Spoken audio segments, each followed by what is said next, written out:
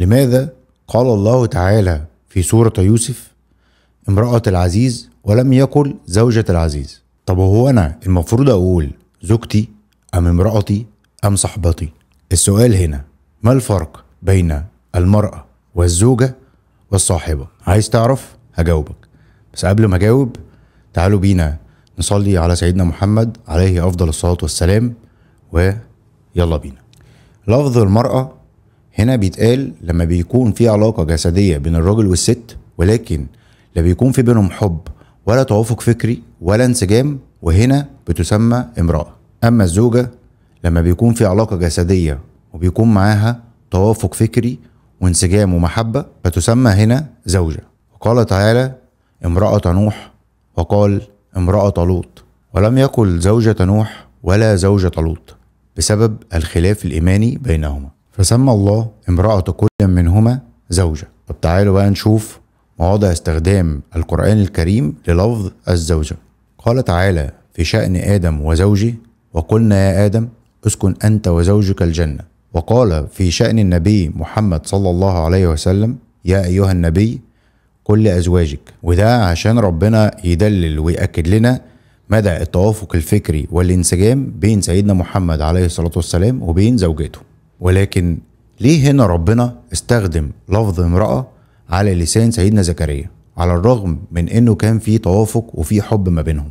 يقول الله تعالى وكانت امرأتي عاقرا، والسبب هنا انه احتمال يكون في خلل في العلاقة ما بينهم بسبب موضوع الانجاب، فبيشكي همه لربنا وبيوصفها انها امرأته وليست زوجته. ولكن بعد ما ربنا رزقه بسيدنا يحيى اختلف التعبير القرآني، فقال الله تعالى فاستجبنا له ووهبنا له يحيى وأصلحنا له زوجه، فأسماها الله تعالى زوجة وليست امرأة بعد إصلاح خلل عدم الإنجاب. ولما حب ربنا يفضح بيت أبي لهب فقال تعالى وامرأته حمالة الحطب، ليدلل بالقرآن أنه لم يكن بينهما انسجام وتوافق.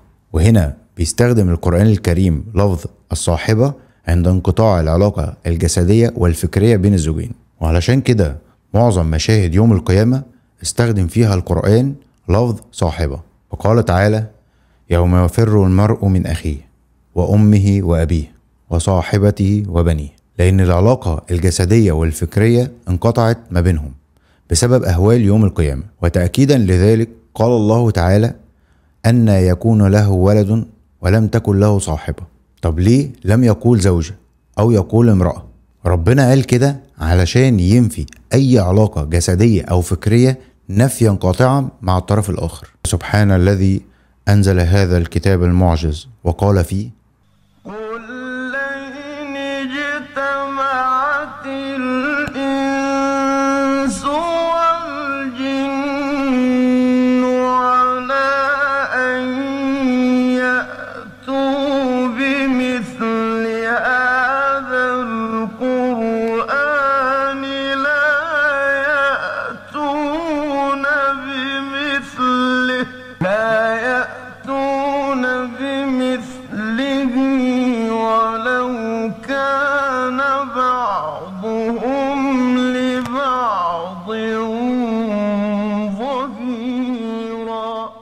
جعلنا الله جميعا مما يقولون ربنا هب لنا من أزواجنا وذرياتنا قرة أعين واجعلنا للمتقين إماما.